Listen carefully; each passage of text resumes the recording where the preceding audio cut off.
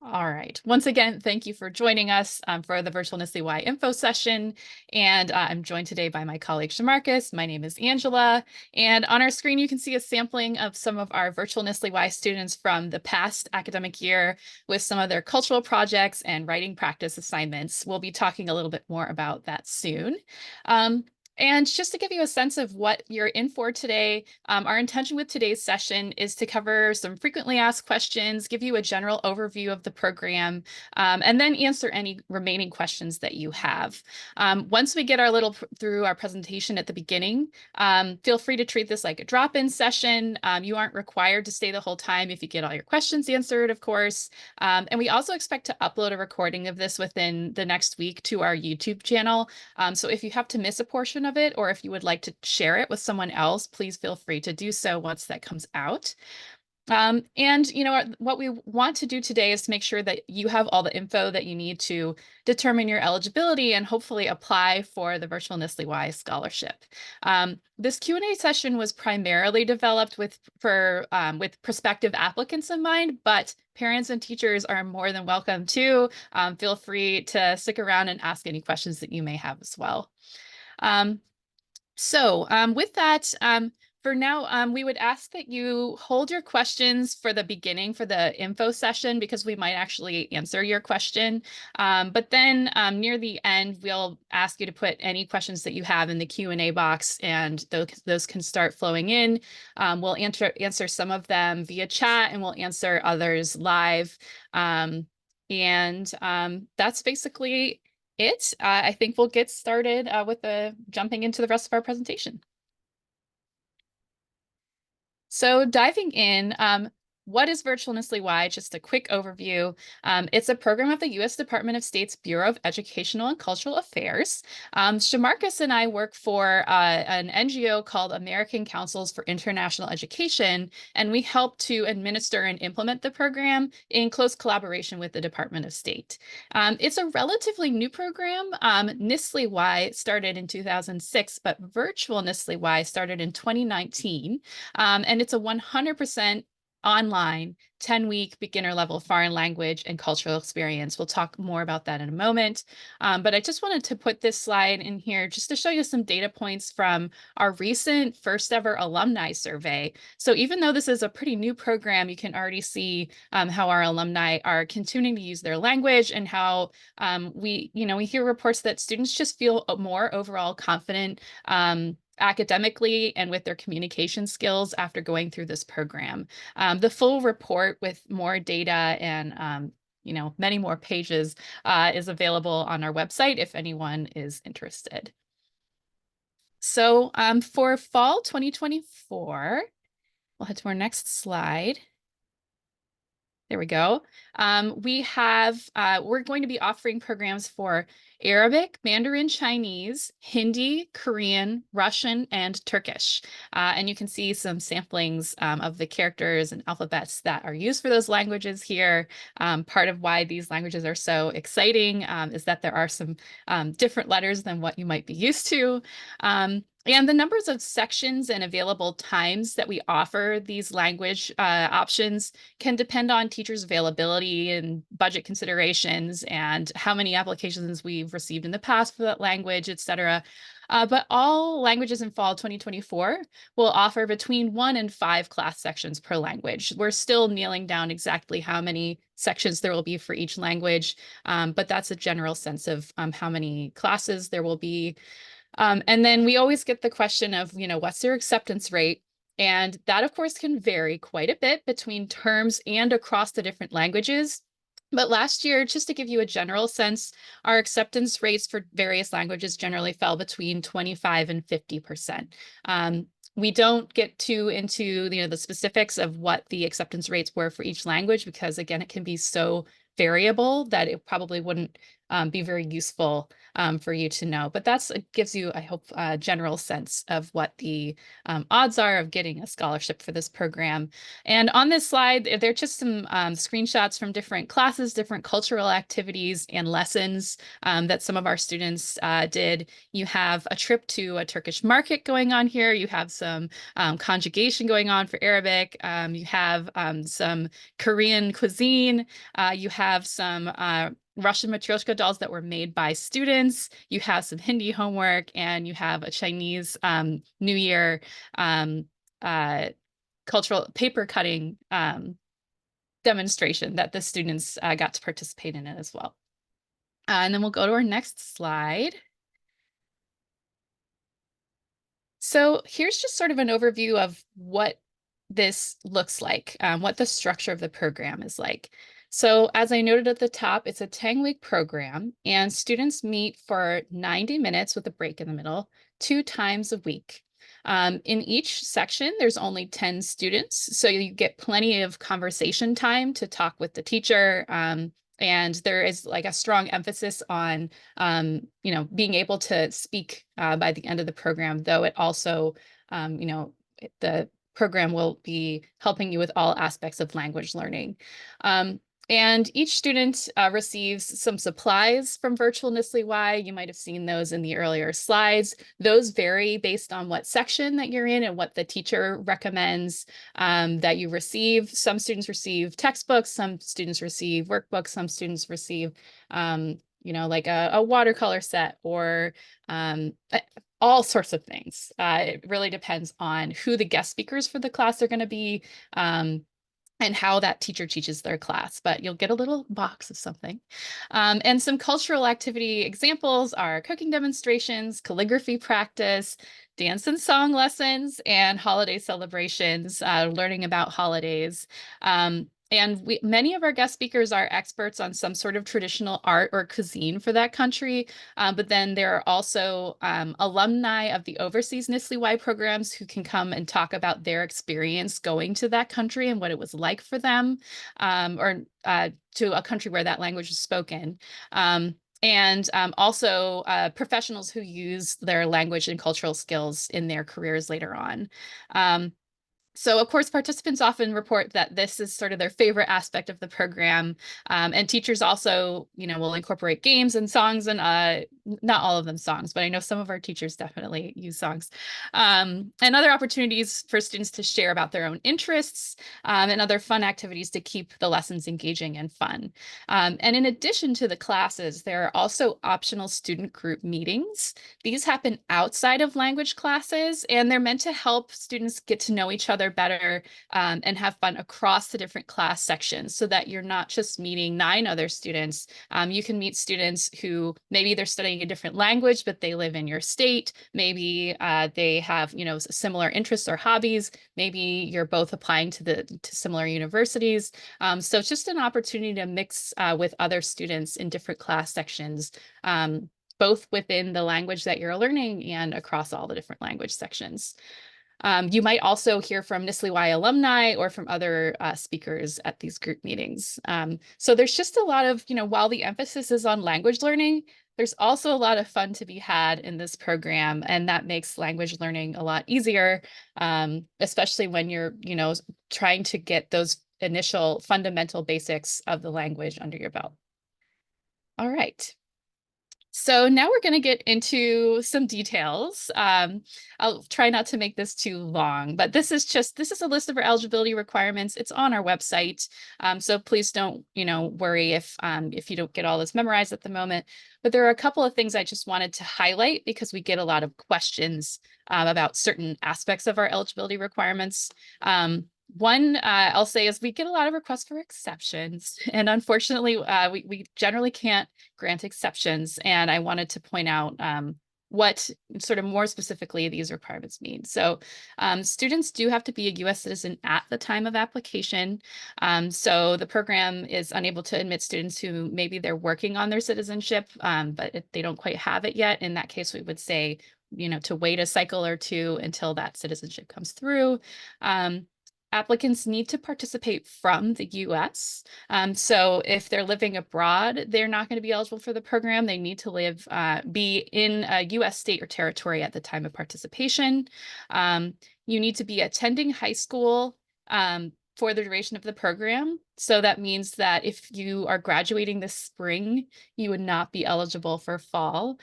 We have some other suggestions for students in those situations later in this presentation.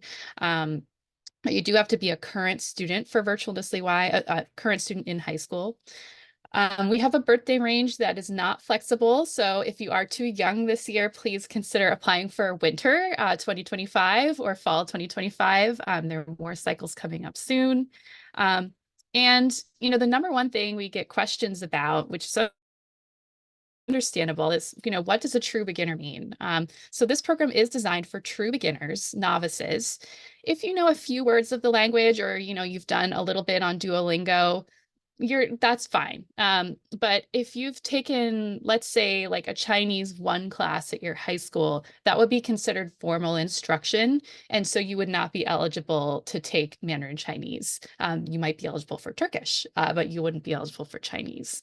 So basically, if you can speak in the language, if you can read in the language, if you can write in the language, if you can listen to the language, even if you're weak on one area and strong in another, if you have a general understanding of that language and you're not a true beginner, then this program probably isn't for you. We have a little bit more information on how we determine or how we define novice on our website. But I hope that gives a little bit more of a sense of what we mean by novice. And yeah, those are the main things. Those are the things that we probably get the most emails about. And so even if it's the least fun slide, I would say this presentation over that. Do please feel free when we get to the Q&A section to ask additional questions about that if there's anything that isn't clear about that, or to email us later. All right. For our next slide, I just wanted to show you briefly our schedule options. So these, again, this is all on our website, no need to memorize it. We just want to emphasize, don't forget to adjust it to your local time zone. Everything that whenever we put out any kind of a time or date for Virtual NSLI-Y, we use Eastern time as the standard, and then you just need to adjust that time to your local time zone. We do try to have some later options especially to accommodate our West Coast and beyond students. We have a lot of, especially Californians in the program, but lots of students from the West Coast. We've had some Hawaiians. So don't consider the East Coast time zone thing to be a barrier to your participation. It just might require a little bit more thought about how this is going to fit in with your other extracurriculars, because it is an after-school program. And basically, when you apply, you're asked what your preferences are in order. So you're given all 4 schedule options, you put them in order, and we try our best to give you your top choice. Sometimes we're not able to do that. Maybe there's not a class section offered at that time. Maybe that time was really popular and we have to move some students around. But we do try to put you in the section that you request. And we also, if you want to apply for this program with a friend, please note that, you probably won't be in the same section. We also try to keep the classes sort of geographically diverse so that you're in a class with students from all over the country and not necessarily someone who goes to your high school or lives in your hometown. All right.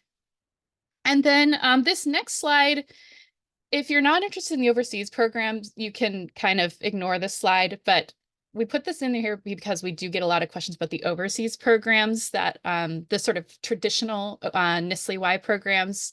And there are some differences between them, and we wanted to highlight them here. So note that the overseas programs are summer or academic year, while Virtual NSLI-Y is in the fall or winter, again, after school. The overseas programs allow you to participate during your gap year. Virtual NSLI-Y requires you to be enrolled in high school. Overseas programs have a GPA requirement. Virtual NSLI-Y does not, though you should be able to sort of demonstrate your interest in learning about other languages and cultures in your application, and if you've taken a Spanish class and you did really well there, but maybe your math isn't so strong, like that's something that, we can consider. There's some flexibility there with GPA. Just a side note, Virtual NSLI-Y is not a credit-bearing course, so you get grades, but they're just to help you benchmark your progress. You don't get a transcript or anything like that. So it really is just an intro course where the primary focus is on enjoying language learning and, getting resources to continue learning after the program is done, and feeling like you feel ready to do that, as opposed to giving you grades. And one last difference is overseas programs are open to all proficiency levels, but Virtual NSLI-Y is beginner only, as we've discussed. If you do have questions about the traditional overseas NSLI-Y programs, Shamarcus and I know a little bit about those programs, but it's not our primary role. Our primary role is to run Virtual NSLI-Y. So we would advise you, if you have questions about those programs, to go to nsli4youth.org as listed on the slide, or email nsly@americancouncils.org. So it's just like our email address, which is Virtual NSLI-Y, but without the virtual. And then you're going to be routed to staff who have more expertise on the overseas programs. All right, next slide. Department of State priorities for Virtual NSLI-Y. So this is one more difference between the overseas programs and Virtual NSLI-Y. Virtual NSLI-Y gives preference to applicants who, in short, have had fewer opportunities to learn critical languages or travel internationally. So this is not the same as an eligibility requirement. So if you know a critical language, or you have prior language skills, or you've traveled quite a bit, that shouldn't be seen as a barrier for you to apply. We always have room for some students in our classes who have that extra experience. But a student who hasn't had any of those opportunities might get a little bit of an edge. But again, that doesn't mean that you shouldn't apply. If you, let's say, for example, you already speak Hindi, but you would like to learn Russian, we have plenty of students in those situations. Or I know we had a really great student last term who already, I think, knew Korean, but learned Turkish through Virtual NSLI-Y. We have many, many such students. So you should apply anyway, but we did want to note that there are some priorities for this program. The next slide, I'm not going to go over in detail, but it's just sort of the basic info about what the application is. We have a webinar on YouTube with more details about what the application is like, and we also have information on our website. But this is a quick overview of what our application looks like. If you've applied for the overseas program, it's kind of similar, but there's no interview requirement. That's a pretty big difference, but it's going to feel very similar. Just note, if you have any issues with the application, like any technical issues, we just want to remind you to contact us as soon as possible before the application due date, which is June 10th, because of course, the closer we get to that deadline, the more emails we will receive. And our small team will, be working to reply to those as quickly as possible, but we can't guarantee that we can get back to you in time. So we suggest that you apply, on the early side, or get it in before, you get too close to that last day. Our next slide is the timeline. So again, this is on our website, but just a quick overview. So right now, of course, we're in application season. The application is open, and it will remain open until June 10th, 4 p.m. Eastern time. So this can be earlier for students who are farther west. So please note that every year we have at least one student who waits till the last minute and then says, oh, I didn't realize it was at Easter time. So don't be that student. And then the recommendation deadline. Recommendation coming from an adult who can speak to your academic experience, or not experience, but your academic sort of motivation for this program. They need to submit a recommendation by 3 days after your deadline. They have a little bit more time. So they need to submit that by basically midnight on June 13th. And then we don't review any applications until until June, until basically the deadline. So you're not late if you haven't applied yet, or if you're still looking. We're not going to look at any of them until the application is closed. So don't worry about that. And then we select students. We go through our trained evaluators look at all of the applications over about a month and a half. And then we send out selection notifications at the end of July. That is our timeline for this term. So the Virtual NSLI-Y Fall program officially begins in September, though there will be some pre-program activities in late August to help you jumpstart your learning. So that includes a virtual orientation session. It's recorded for students who can't make it, but it's very strongly encouraged to make it to that. There's a pre-program survey that needs to get done. There's some get to know you activities. That's not a requirement, but it's a good idea on our online platform, Canvas.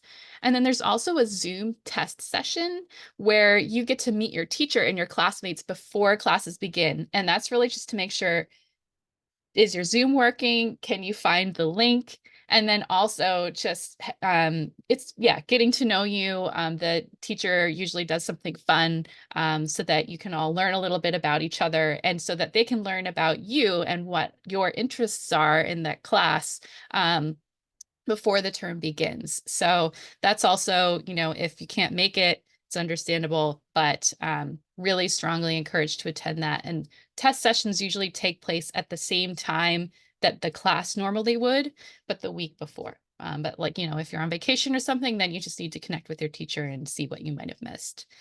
And then the program begins in mid-November. So before any holiday travel, you'll be done with your program. And in case you're more interested in our winter 2025 program that goes from January to March, that application will be released in September, so not too long from now. And the winter application timeline is already available on our website. So if you do want to see that, feel free to head over there and you'll see what's coming up for that program. Okay, so I am going to take a pause, sip some tea, and pass things over to Shamarcus, who's going to share some answers to some of the more common questions that we receive from students. And as he goes through his slides, feel free to start preparing to submit any other questions that we haven't covered already, and we'll respond to as many of those as possible as soon as Shamarcus is done with the FAQs. And also, we noticed that there's a chat and a Q&A option here. So stick with the Q&A box so that we're not having to monitor both. So as your questions come in, please feel free to submit them there. And we will do our best to start responding to your questions. And Shamarcus, take it away. Hello, everyone. So let's get started. So for the first question, can I continue to do Virtual NSLI-Y for a second term? Unfortunately, no. Once you complete the Virtual NSLI-Y program for the first term, that's it. You will not be able to come back to study with us, but we do encourage you to apply for the overseas program, which some of you already have expressed interest in the Q&A chat. So you can either do NSLI-Y, or you can do Star Talk, or you can do other Department of State programs. Next question, I'm finishing my senior year now. Am I eligible for Virtual NSLI-Y after I graduate from high school? No, but you can check out programs like the CLS Spark Scholarship Program, which is for college level students. There are other programs such as Gilman Scholarship, Boren, a whole list of them. And I can add, I think the chat works. You can find other programs that the Department of State sponsors on their website. It's eca.state.gov. You can find a list of opportunities that will allow you to continue your language study. Next question, do I have to pay to apply or to participate in Virtual NSLI-Y? Absolutely not. You just need a computer with internet, your webcam, headset, and a quiet place to participate from. If you need any financial assistance, say for instance for headsets, we can provide that to you. For eligible students, you will have to provide proof that you will qualify for financial assistance. But this is a scholarship program. Everything that you will need will come from us, such as your class materials. We'll ship that out to you. The instructors, the instructions, all of that is covered by us. Next question, can I apply to Virtual NSLI-Y if I have never studied a language before? Yes. We are particularly looking for those who have not really dibble-dabbled in the language before, especially their target language. Priority is given to those who have fewer language and cultural learning opportunities. You just need to be committed to language and cultural learning. And one student did ask about that, what makes a good candidate for the program. This essentially answers that question. Someone who just have a lot of interest in studying the language, but hasn't really been able to start studying it yet, would be a great candidate for this program. And another question would be, if I studied it with Duolingo, will I still qualify?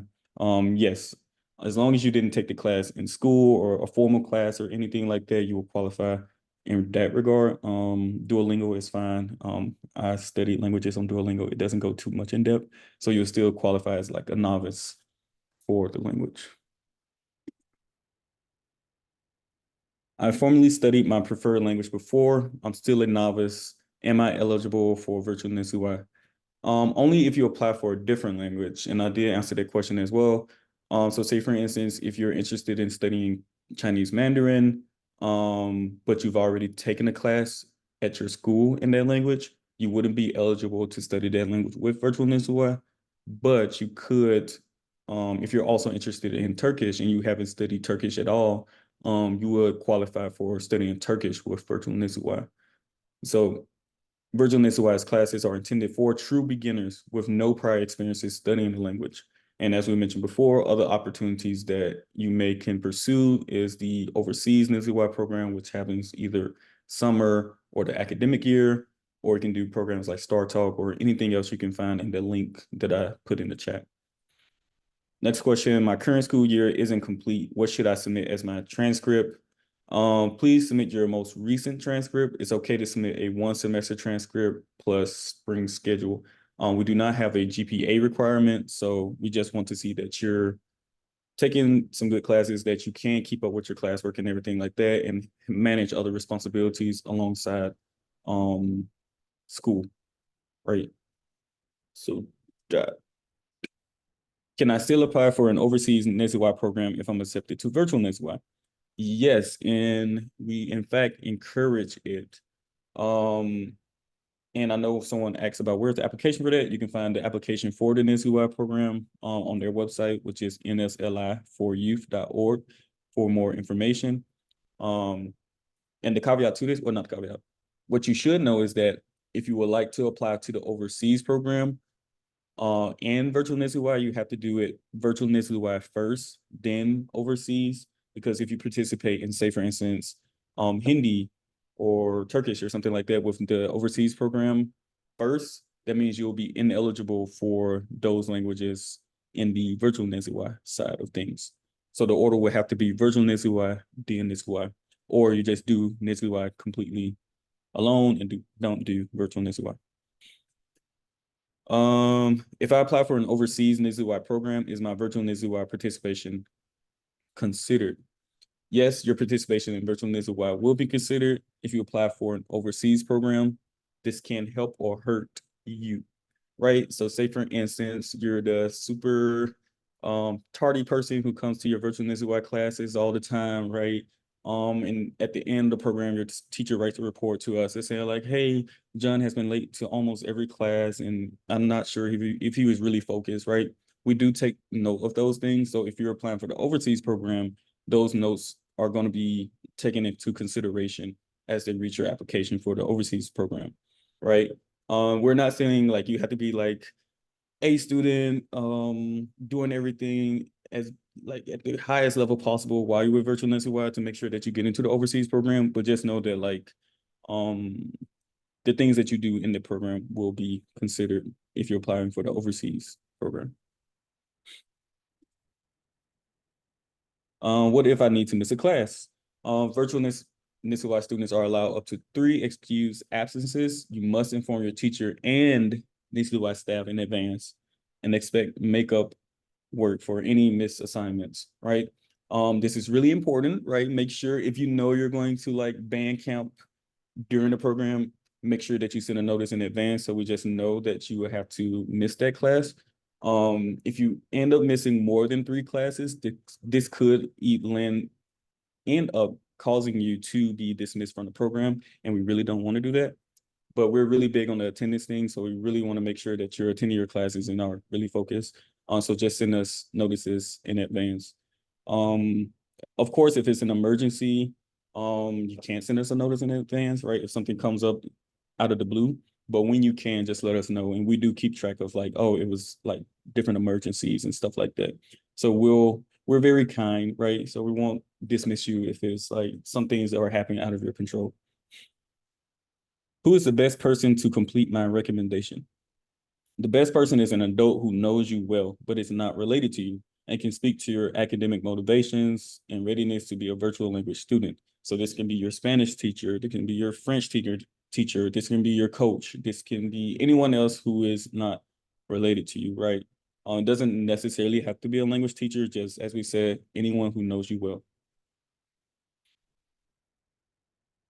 And last question, why should I study a critical language? It's so important, very important.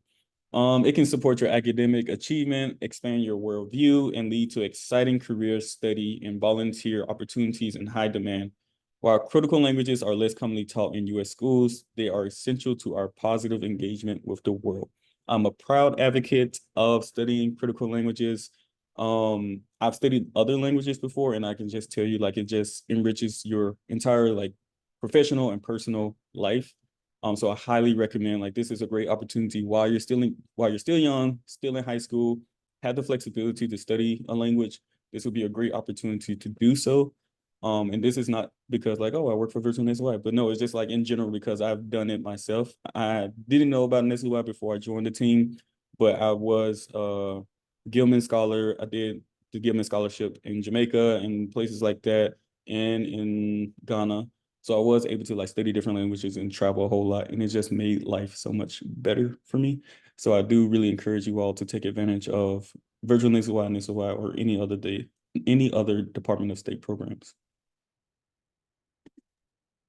And And I'll add my bit there. I also I wasn't able to participate in NSLI-Y. I don't think it was available when I was in high school, but I was a Rotary exchange student in high school, and I got to study in Russia, which is no longer a thing, unfortunately. But echoing what Shamarka said, it really changed my life just to connect with people who were different from me. And that is something, even with this online program, it's something that you're able to do. It's sort of getting your feet wet or getting a general sense of not just the language, but the culture.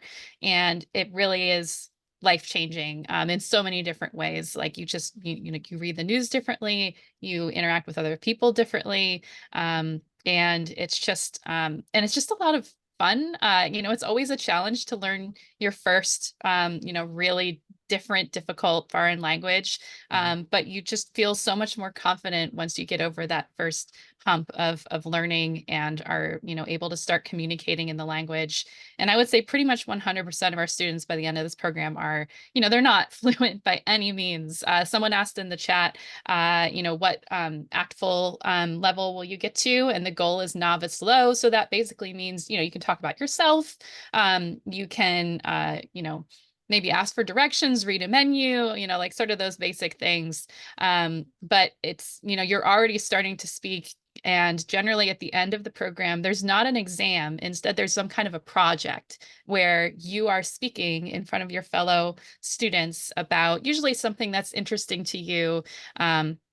It might be in English. Part of it might be in English because, of course, some sort of cultural aspects can be difficult to explain when you only have novice low proficiency. But you're also able to start expressing some basic concepts in that language. So there is, a big this I think this program really helps students to get over that most difficult period at the very beginning where you don't know anything or you can't even read the alphabet. And then all of a sudden, you can, and you're doing it together with a group of other students who are also really motivated to learn, and some really fun teachers. So learning a critical language is a wonderful thing. And then this program really makes it, I think, fun and easy.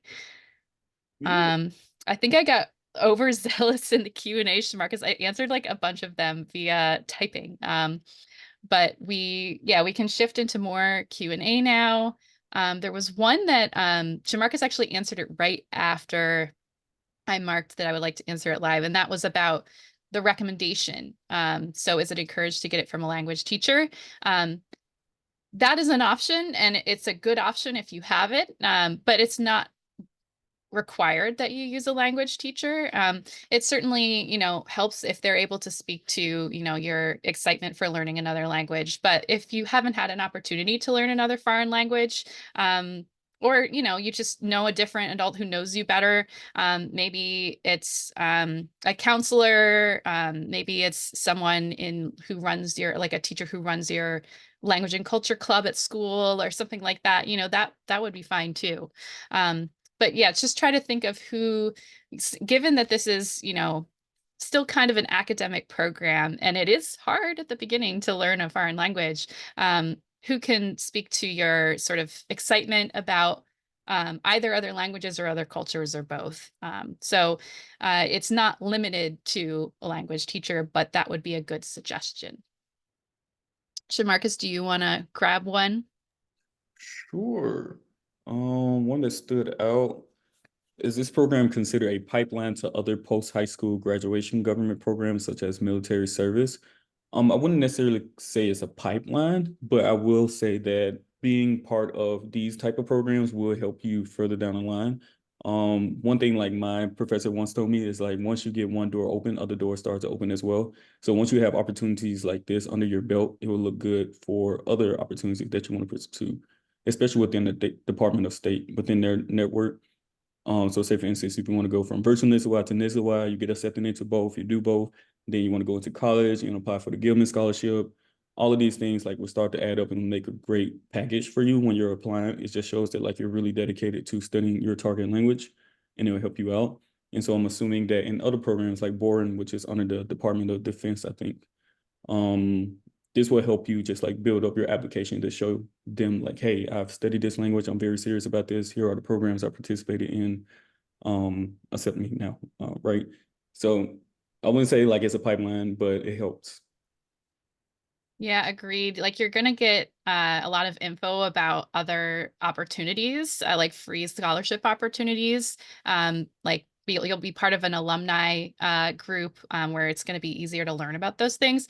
But there are no strings attached to this program.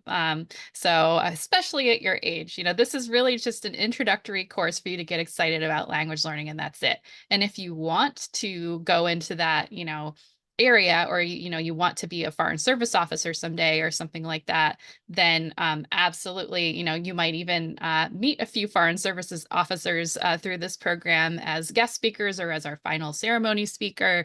But it's not an expectation or a requirement. And we have students who are interested in all sorts of careers. Like for instance, maybe a student wants to be a doctor and they want to have more languages that they're able to speak to their patients. And there are a lot of, immigrants in their area that speak that language, for example. Or they're an engineer and they want to, or, they aspire to be an engineer. And they want to be able to speak, a language where the sort of engineering that they're going into is very popular. It's, like economically beneficial for them to learn that language. So this is not just like for foreign service officers or to go into national defense. But if that is what you want to do, we definitely recommend you apply, but it's certainly not limited to students who are interested in that path. Yeah. What else? I was typing an answer to one, but I'll just answer it live. There was another sort of question about eligibility, or not, eligibility in terms of language proficiency. Someone who, when they were very young, The language might have been spoken in their home, or they might have even known the language when they were, like very, very small, but they can't remember any of it now. It's likely that that person is eligible. That for that person or anybody who's in a similar situation, I would recommend going to our website, and we do have some more details about like how we define novice. But if you really can't read or write or speak it, but you have some like vague recollection of, you can say hello and that kind of thing, then you're probably still eligible. But just sort of the reason that we have this requirement is you are going to be in a cohort of students who are supposed to be true beginners, and the teacher can only do so much, if a student is way ahead of everybody else. They are really they've built their class for students who haven't learned the language before. And there's only so much they can do for a student who, is farther ahead of everybody else. So review those definitions on our website and make the determination of like whether this program makes sense for your level or not. And that's how I would say to decide whether to apply or not. Yeah. There's a bunch of overseas questions. I'll just say for a lot of those, just go to our website, NSLI-Y, NSLIY for youth.org, I think. To get more details on the overseas programs. We'll try to focus more on the virtual NSLI-Y questions, but for this one, can you do virtual for one language but apply for a summer program for a different language that you already have experience in? So if you say, for instance, study Turkish with virtual NSLI-Y, but you want to learn Chinese with the NSLI-Y overseas program, you can do that. There's no problem with that. But like I mentioned before, you can't do overseas before virtual NSLI-Y in one language. You won't be eligible for the target language you've already formally studied. But you can do different languages between programs. Are 12th grade students eligible to apply for the summer overseas program? If you meet the age requirement, and other eligibility requirements, yes. Do participants earn a certificate of completion? Absolutely. I send all of those out. Yes, you do get a certificate of completion. Is there a final exam of sorts to show proficiency growth? So as Angela mentioned, we don't necessarily have final exams, but rather final projects that you'll work on. So if you could keep up with all the things that you do in your classes and create a portfolio with it, you can use that to show in maybe a job or your next scholarship opportunity or college or something like that. So you can use all the things that you do with Virtual NSLI and any other opportunities that you pursue. But we don't necessarily provide those things. You have to keep up with them yourself, but we do provide the certificate of completion. And we also, if you would like credits, we are not a credit bearing organization or program. But you can connect us to your counselor at your school, and we can send an email to them to verify that you did participate in the program, and provide an official letter to say that, hey, you studied Turkish for this amount of hours. Yeah, and you completed the program.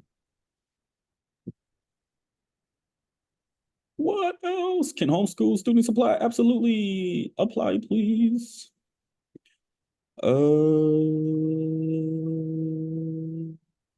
Do we have a schedule to see? Yes, we have the schedule for class times and dates on our website. What's the section? Maybe, Shamarcus, could you go back to it's like maybe slide 6? I think we have our current class times. And someone in the chat asked a good question of, do like West Coast students tend to be put in the same section? And we really try to spread students out, but certainly there are class preferences that are more popular among students on the West Coast. Like, for example, our Thursday, Sunday option is the one that starts the latest in the evening. And so, we tend to have a heavier number of students from the West Coast and beyond applying for that time. But generally, so, there might be a few extra Californians in that group or something. But generally speaking, we really do try to spread them out, and it works out pretty well. So there are still plenty of, people from all across the US in each section. Yeah, and then here are the class time listed. So for the specific language that you take, it will fall within this range. It's dependent on the teacher's availability, on which section or schedule option that you receive, but you will be able to rank when you're available in your application. So say for instance, if you have soccer on Tuesdays at 7 or 6:30 or something like that, just put your first preference as Monday and Wednesdays, right?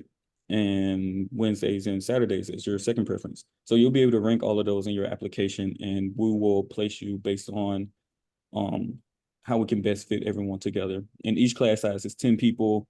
It's different amount of classes based on languages. So Korean has more class size than Turkish, and so on. There's a question that I started typing, but again, it might be easier to just discuss. Someone asked, if you have cultural experience, but not much language experience, are you still eligible? So the answer is yes. That's a simple answer. If, if there's a student who lives in an area where, they have no exposure to any of these languages or cultures, then they might have the ECA priority that we were talking about in terms of selection, but we have, of course, many of the students who apply to this program are interested in learning a critical language because they've already, had their sort of curiosity piqued by something in their family or somebody that they know or their neighborhood and the people who live in it. So it's certainly, don't think of cultural experience as a downside. But there is like a slight preference to students who haven't had those opportunities. So it's nuanced. So basically, yes, you are definitely still eligible, and there are plenty of students on the program like that. And I was looking for, so one of the questions is there some sort of litmus test that can help determine whether my beginner is novice enough? Yes, we have I'm blanking on the exact. The can-do statements. Yeah, the can-do statements that's on our website. There's a link to it. And I think it's also in our application too, where you would have to answer, right? That you can, and it will gauge how much of a novice you are or how well you are in that language, right? So if you are able to speak to people, if you are able to read a newspaper or something like that, it will ask you these questions. So if you are able to do those things, then you're most likely not a novice, right? But if you go through that, like can do statements, that will show how much you are, how high your level is, right? And that will help determine your proficiency. And then if you've done any formal language study, then you wouldn't be eligible for the program anyways. There's a question about can you continue learning the language through this program, or do you have to do the overseas program? You absolutely do not have to do the overseas program. So there are plenty of students who do this and then go abroad, like apply, which is a separate application process. But plenty of students don't. Maybe it's just, it doesn't fit in their schedule. Maybe their family circumstances don't allow them to do that. Maybe they have some kind of disability that doesn't allow them to go to abroad at this time. That's fine too. So there's less than half, I would say, of our students apply to go overseas. So it's really just some apply and some don't, but it's definitely not a requirement. Someone else asked, is it fair to say that this program is kind of like a I don't know, like an intro to the overseas programs or a good way of sort of practicing? It also can be seen that way. So if a student does want to apply for the overseas programs, this is a great idea because it's going to give you a bit of a sense of what the language is like. Is it really something that the student wants to commit to and study and go abroad for? Are the cultural components really interesting to them? Maybe better to learn that in a virtual environment than to learn it overseas, depending on the student. So, it can be used in either way. It can be a standalone program, or it could be seen as sort of a practice run for going abroad. Either way is, I would say, is accurate. And then there was a similar question. Let's see. Can you continue learning the language through this program, or can you provide information on how to continue learning the language? So this will really depend on the language, and the student's teacher will be, part of how this question will be answered. The alumni program that students become a part of, as long as they complete all the program requirements, does tend to provide a lot of opportunities for language study or different programs that may be local to their area or other online programs. There may also be many of our teachers, or some of them are university professors and are, very good at talking about different options for continuing language study at the university level. So it really depends. But the program does tend to, we try to make it a little bit easier for students to find ways to continue studying these languages, because we know it can be hard to find those resources. And there's a reason not many US students study these, and it's not because they're not super cool languages, because they are. It's just that there aren't as many resources. And so we do try to give students some more information about that as they enter the program and as they finish the program. Yeah. There was another question. Someone asked if you could go back one slide, but I don't know what that referred to. Yeah. Maybe the schedule slide. We'll see if the person says something else or not. And this is on our website too. So there was a question about not having a job or internship experiences. Would that impact their application? No, it wouldn't impact them. It wouldn't impact you. We would just like to have some sort of information to see like what other things that you're doing outside of class. So say for instance, if you're doing like you're working at your mom or pop's shop, right, alongside of class, that can tell us that you're able to manage multiple priorities, right? So you're able to like do things such as Virtual NSLI-Y alongside your classes, or it can probably show us that, hey, you're juggling a lot of things, right? Those type of things. So it doesn't necessarily like hurt your application that if you don't have an internship or job, just see it as something that it could probably help, right? If we see that you have like good internships that you're participating in, or you're doing like interesting type of work back at home, or you're doing like volunteer experiences that are super cool, right? So adding those things will probably help you, right, to make your application more competitive, but it wouldn't necessarily hurt you if you don't have it.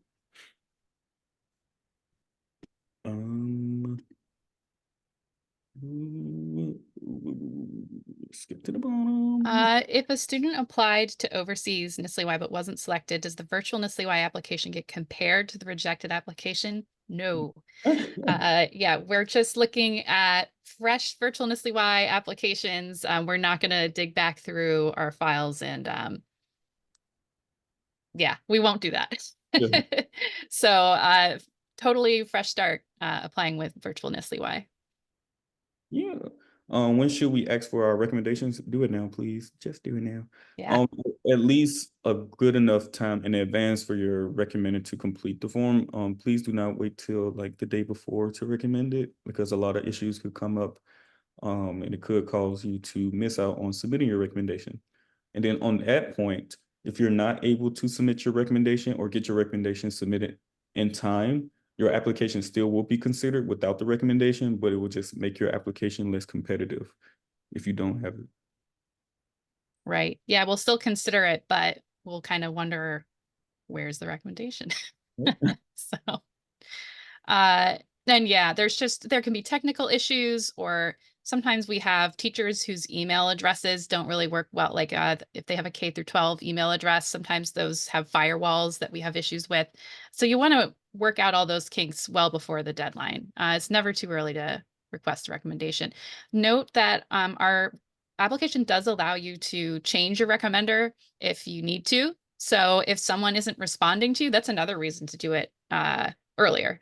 If for some reason your recommender is like, nope, or they're busy or they're on vacation or whatever, like you want time to find another recommender, and you can do that later on. So keep that in mind. And Also, oh, go ahead. so related to that, one student asked, do recommend to submit online after a link is sent to them, or do they upload by application or by applicant? In your application, you will have a section where you request your letter from the recommender. So once you submit their email and everything, they will get a link to submit the form or complete a form or recommendation on your behalf. And then that'll be attached to your recommendation. So there's nothing they need to send to us via email. Everything will happen through the portal. There's a question, can a student do one language in virtual and then pick a different language if they want to apply for the overseas program? So, or I think I understood that. But basically, we encourage students to stick to a language, but so like do Virtual NSLI-Y and then build on that if they want to apply for the overseas program. But there are exceptions to that. And basically the reason we suggest that is, that shows language motivation, that, you started from scratch and then you want to keep going in that language. But then, we have examples of students, for example, who, let's say they learned Chinese in high school, but then they took Korean for Virtual NSLI-Y. But then maybe they decide to apply for Chinese overseas because they have a higher language proficiency in Chinese, for example. These things happen and it's not going to strongly affect your application for the overseas programs, but consider, as you're thinking about which language to pick for Virtual NSLI-Y, if you do want to go overseas or do the overseas program, think carefully about which one you choose, because you can only do Virtual NSLI-Y once, and ideally you can use it as sort of a something you can talk about in your overseas application to show your language motivation for that culture and language. Answering one in chat. Oh, how many places are there for each language, specifically Russian, versus how many applicants do you receive? It varies between sessions. I'm not too sure of the numbers. Angela would know that better, but yeah, it's we try to make we try to make it pretty even. We can never tell how many applications we're going to receive for a language, so that's part of why we don't give out specific percentages, because it can just be very different every term. But we tend to, like for Russian, we are planning to run 3 or 4 sections. We're not sure. So again, it just kind of depends on the term, but we try to make the number of spots available for each language somewhat equivalent to the amount of demand. Not exactly, but somewhat. Yeah.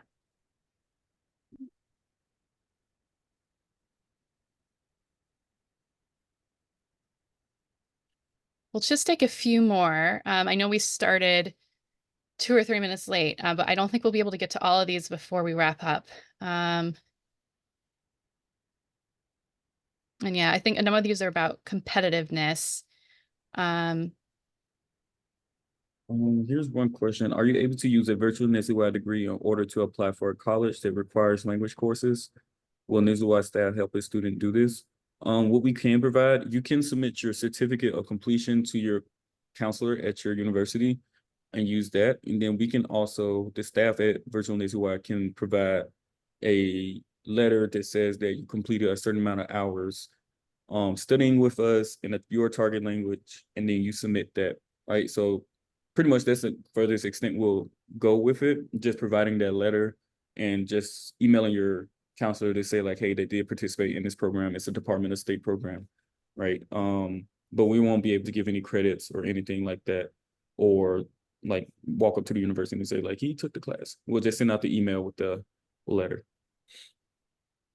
And there's a question, what if you don't know your extracurricular schedule until the fall? If accepted, can you change the time? So this is tricky. When a student is accepted, the time that they have been, the schedule that they have been placed in is on the acceptance letter. And then there is a window of time during which the student can decide to accept or decline the scholarship, but it is very rare, if not impossible, to change a student's section once they've been placed. And this is for a lot of different reasons, including, given the turnaround time of this program, which it might seem slow to applicants, but it's very fast on this end. We need to get out all the supplies. We need to get rosters to our teachers. And all these things basically happen immediately after we start getting acceptances back, so that things don't come through late. And so what that means is that we need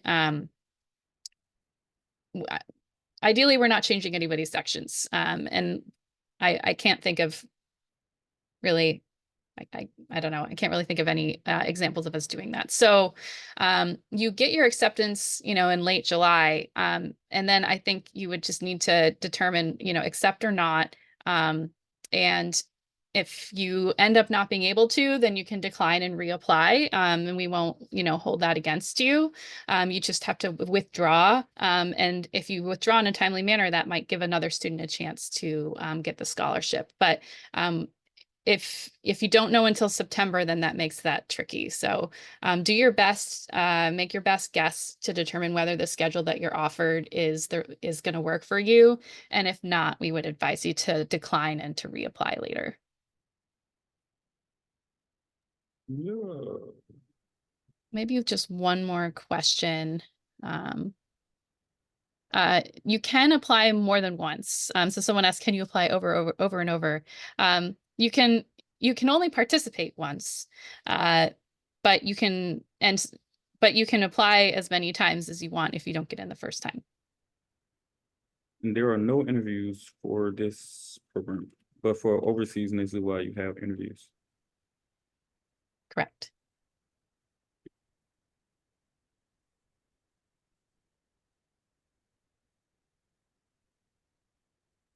Okay.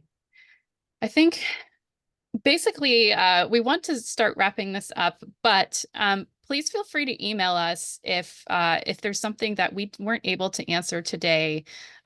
We would be more than happy to get you that information via email. We also have a lot of this info on our website. We have an info session with a little bit more information about the application itself that's already on our YouTube channel. And also, yeah, there are a number of questions about the overseas programs that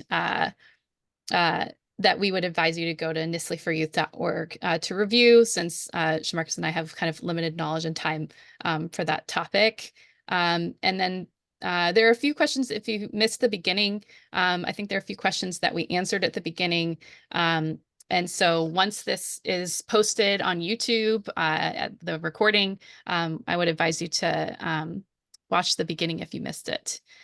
And with that, I know there are tons of questions we didn't get to, but I hope we got to a big bulk of them. We may run a second Q&A session in a few weeks. If that does happen, we will be posting it on social media. We'll also be posting it via email. If you're not signed up for our emails, we recommend that. You can just go to nsli4youth.org, and that will get you signed up for virtual NSLI-Y announcements, as well as overseas NSLI-Y announcements. We don't spam you. We only send, a few emails kind of per outreach session. So we do advise you to do that if you would like to know when our next session will be. But with that, I think it's about time to wrap up. And then please, yeah, on the slide in front of you, we've got our website. We've got the fall application info for any educators or teachers or parents out there who want to tell other people about the program. We have a really nice printable flyer on our webpage. We have an Instagram. And then, Shamarcus, if you could go to the final slide. Yeah, there's a blog. So if you want to learn about other students' experiences, you can go to nsli4youth.org. That's sort of affiliated with the NSLI4Youth program. We have our YouTube channel as well, which is, let's see, I think it's not on here, but it's nsli4y _study critical languages. But if you just look up nsli4y on YouTube, you'll find us.